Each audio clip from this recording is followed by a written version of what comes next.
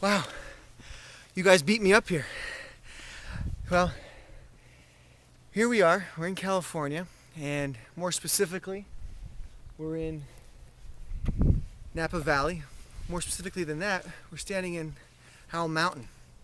And if you look down through the valley of Napa here, you can see if you continue that valley all the way down, you'll hit the San Pablo Bay. And if you turn around and you come up from the San Pablo Bay, as you're coming up through that valley, you'll see on the west side, you have the Mayacamas mountain range, and on the east side, you have the Vaca Mountains. Where we're standing right now is Howell Mountain. We're about 2,000 foot elevation.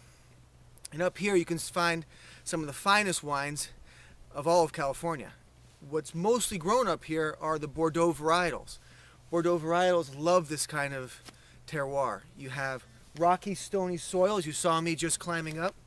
You get great drainage from that. You also have wonderful sun. And you also then have the elevation, which brings in some of the cool winds and keeps the vines cool. At this elevation, what happens is at night, the vines get cooler and allows for a longer hang time.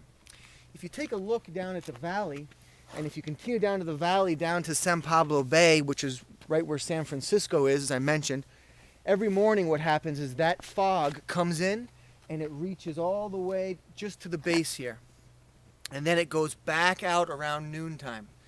What that fog does is it cools down the area, and it also creates a shield from the sun. On the other side of the Mayacamas mountain range, you'll have Sonoma. And on the other side of that, you have the Pacific Ocean. So it gives you an idea of how close we are to the Pacific Ocean as well.